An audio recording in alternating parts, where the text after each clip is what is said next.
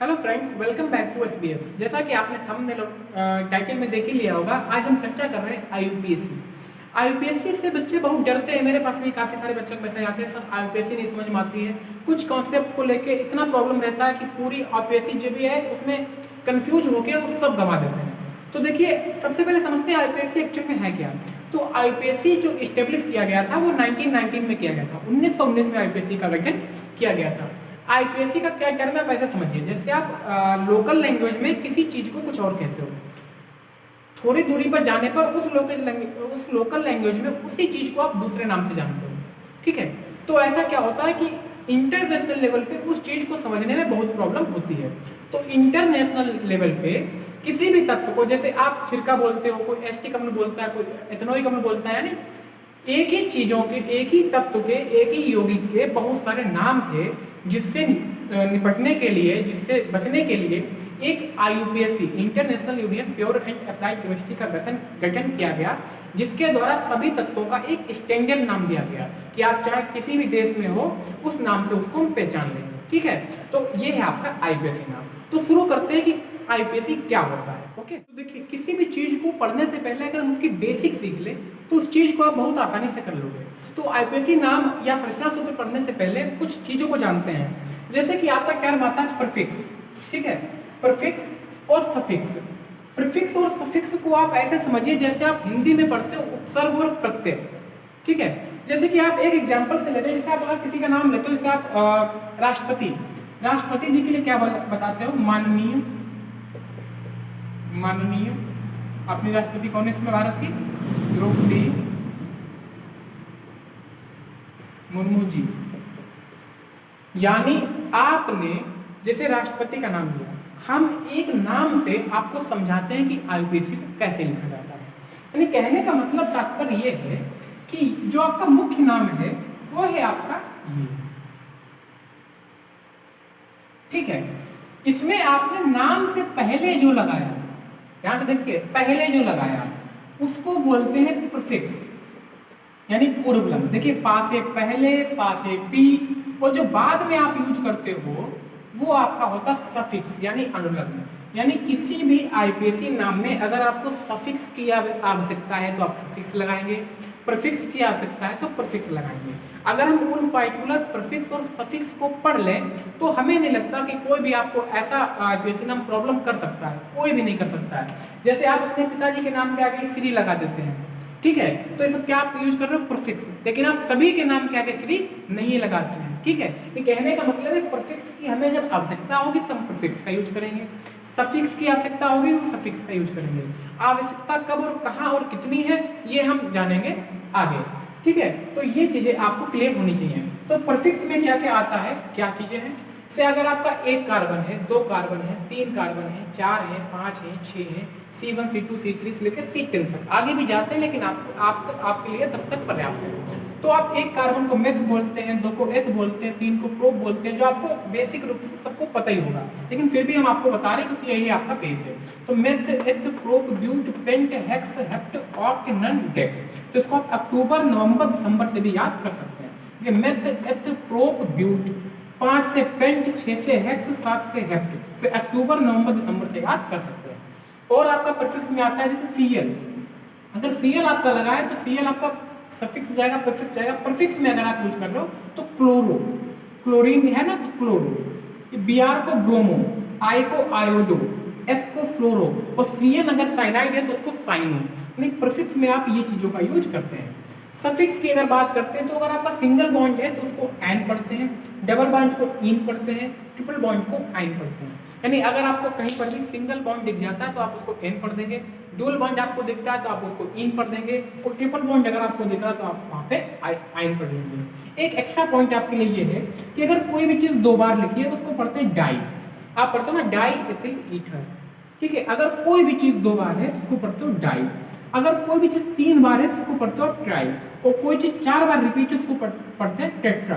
अगर चार बार क्लोरीन दिया है Cl तो टेट्रा क्लोरो, तीन बार अगर ब्रोमीन दिया तो ट्राई ब्रोमो, दो बार अगर फ्लोरो दिया तो डाई फ्लोरो। यानी अगर दो बार है तो डाई, तीन बार है टेट्रा, और चार बार है तो हम तीन बार है ट्राई और चार बार है तो टेट्रा का यूज कर लेते हैं। अब हम जानेंगे कुछ क्रियात्मक समूह को कि कौन सा क्रियात्मक समूह के लिए हम कौन सी आईपीएसी नाम का यूज करते हैं। फिर उसके बाद हम देखेंगे एग्जांपल्स और आईपीएसी के साथ साथ आप तुरंत सीख जाओगे संरचना सूत्र भी बनाना, गारंटेड मैं कह रहा हूँ। बस वीडियो को आप पूरा देखिएगा और आपके बाद आज के बाद आपको आईपीएसी से रिलेटेड कोई भी प्रॉब्लम नहीं रहेगी। ओके, तो अभी आप एक चार्ट देख सकते हैं। इस चार्ट में सभी आपके जो भी समूह हैं उनको दिखाया गया है। जैसे देखते हैं समूह का नाम पूर्व लग्न होगा या अनुलग्न होगा, समूह हमारा क्या है और इसका लिखने का सामान्य सूत्र हमारा क्या है। तो देखिए इसमें आता है सबसे पहले एल्केन। तो एल्केन की बात हम करते हैं तो इसके देखिए पूर्व लग्न को स्टार, जहां जहां आपका स्टार बना है वो आपका पूर्व लग्न है यानी प्रीफिक्स है, और अनुलग्न यानी सफिक्स यानी बाद में लगता है। एल्केन के लिए आप हमेशा क्या लगाते हो, एन। इसका समूह होता है सी सिंगल बॉन्ड सी, सामान्य सूत्र होता है CnH2n+2। एल्केन में आपका ईन आता है, डबल बॉन्ड हो जाता है CnH2n होता है। एल्काइन में आपका आइन हो जाता है, ट्रिपल बॉन्ड होता है CnH2n-2। कैसे इसको याद करें, तो इसको आप तीन भाई मान सकते हो कि सबसे बड़ा भाई, सबसे छोटा भाई और ये बीच का भाई, मझला भाई। तो कहने का मतलब है इसकी एज CnH2n थी, ठीक है, जो बीच वाला भाई था उसकी एज इतनी थी। तो बड़ा वाला भाई इससे 2 साल बड़ा, छोटा वाला भाई इससे 2 साल छोटा। नहीं, आपके दोनों कॉन्सेप्ट, तीनों कॉन्सेप्ट क्लियर हो गए। फिर आता है आपका हेलो एल्केन। हेलो एल्केन को आप एक्स से प्रदर्शित करते हो। इसमें आपके फ्लोरो, क्लोरो, ब्रोमो, आयोडो आते हैं, ठीक है। देखिए फिर कल बारात आई, ये हैलोजन है, इनको हैलोजन बोलते हैं, ठीक है, हैलोजन। ये आपके हैलोजन्स हैं, halogen, fluorine, chlorine, bromine, iodine, fluoro, chloro, bromo, iodo. ये आपका पूर्व लग्न है, प्रीफिक्स है। फिर कल बारात आई, इस तरह से आप याद कर सकते हो, ठीक है। इसका सामान्य सूत्र होता है CnH2n+1x। क्या कहना है कि आपका एल्केन में आपने क्या किया, 2 वहां पे था तो 1 किया और 1 हाइड्रोजन की जगह पर 1 हैलोजन समूह आ गया। फिर आपका आता है एल्कोहल।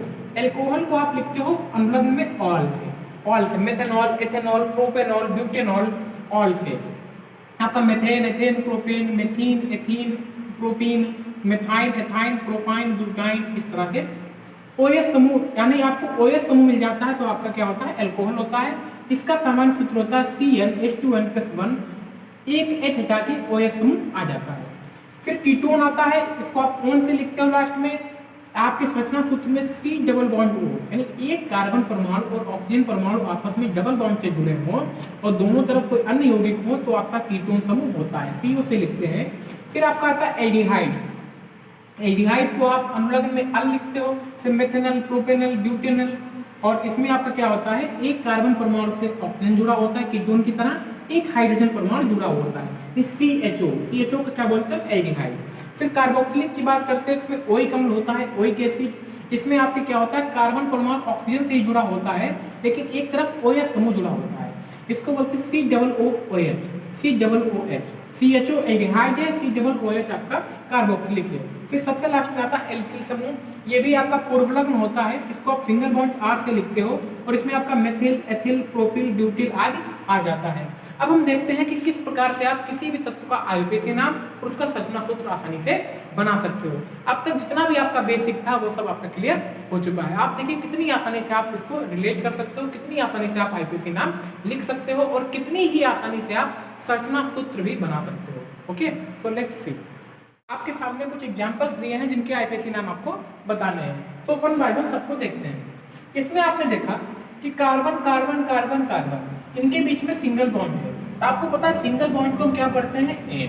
तो सबसे पहले नंबर ऑफ कार्बन हम गिनते हैं, तो कितने कार्बन है आपके, 1 2 3 4, और 4 कार्बन हम क्या पढ़ते थे, मेथ एथ प्रो ब्यूट। तो 4 कार्बन के लिए हम क्या लिख लेंगे, ब्यूट, ठीक है, ब्यूट। प्लस सिंगल बॉन्ड के लिए आप क्या लिखते हो, एन। तो ब्यूट प्लस एन मिलकर आपका क्या हो गया, ब्यूटेन। देखिए कितना इजी है, ब्यूट प्लस एन क्या हो गया, ब्यूटेन। इसकी बात करते हैं, नंबर ऑफ कार्बन 1 2 3, गिनती भी कर दीजिए यहाँ से, देखिए 1 2 3 4, इसमें भी काउंट करिए 1 2 3। तो नंबर ऑफ कार्बन 3, और 3 कार्बन को क्या पढ़ते हैं हम, प्रो, ठीक है। फिर देखिए डबल बॉन्ड आ गया। डबल बॉन्ड जब आता है, मैंने आपको बताया था, आता है ईन।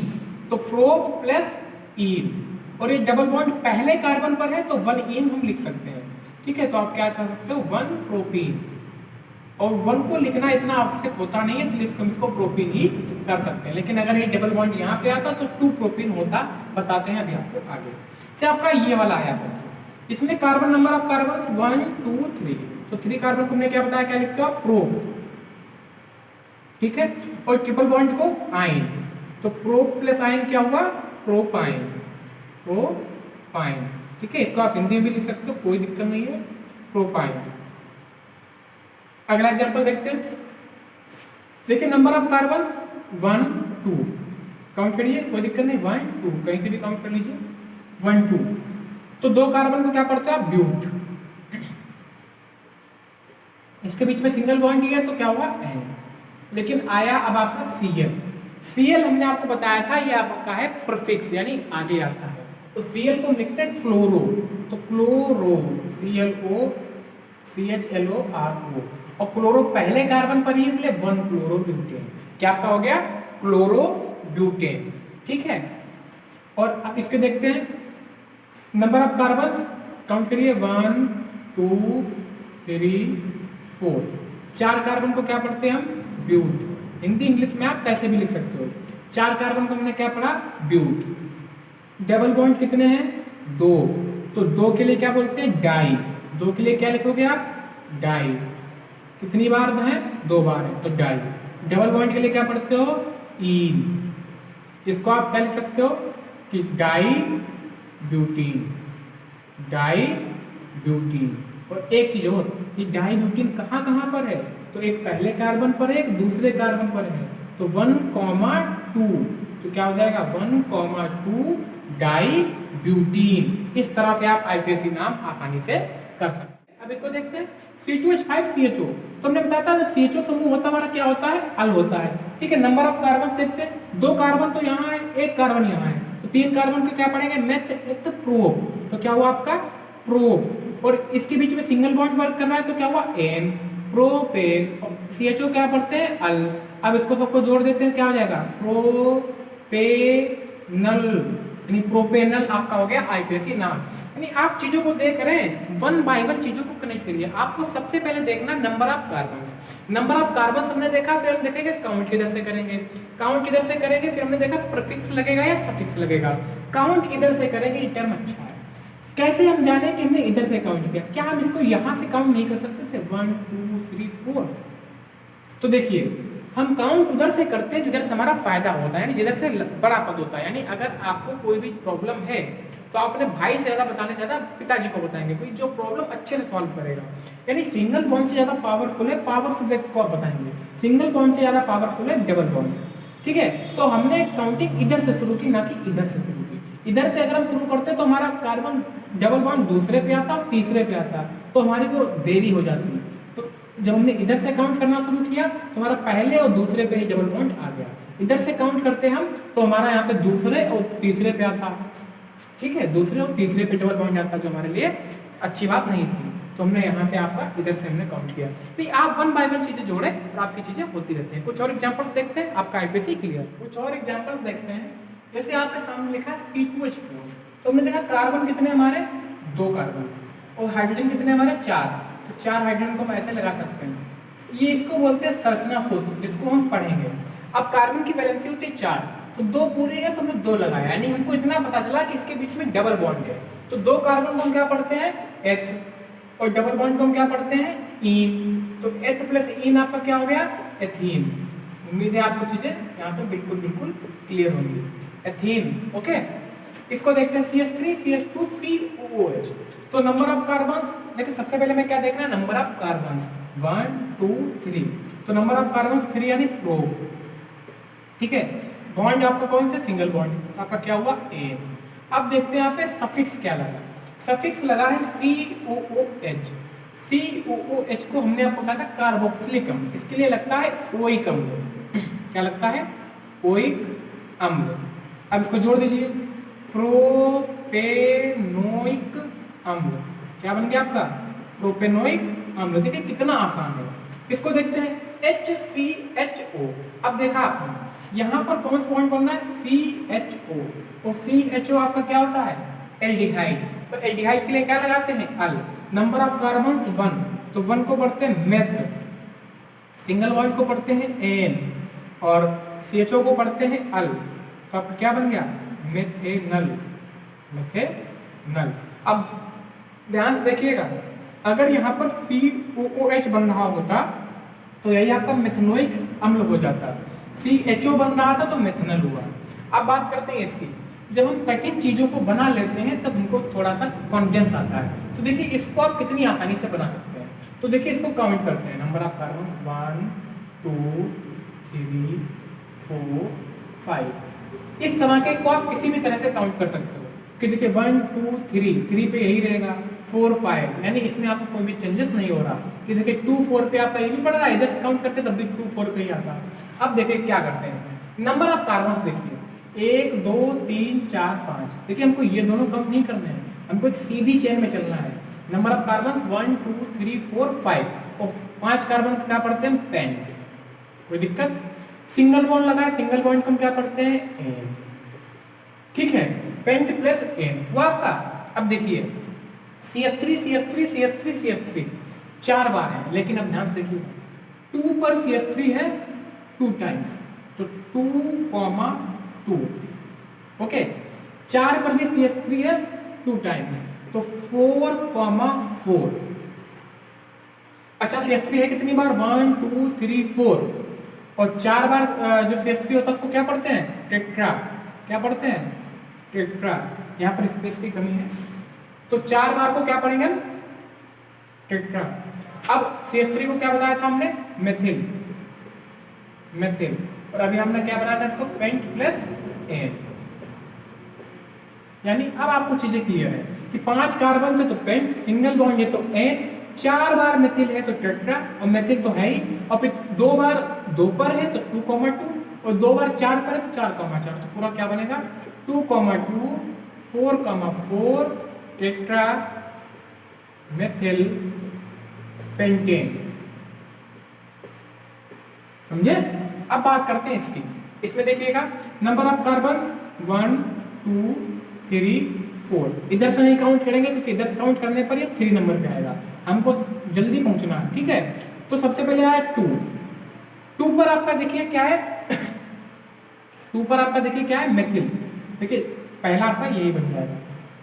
हाँ ध्यान से देखिएगा, मेथिल से ज्यादा स्ट्रॉन्ग है CHO, तो आपकी ये श्रृंखला बनेगी।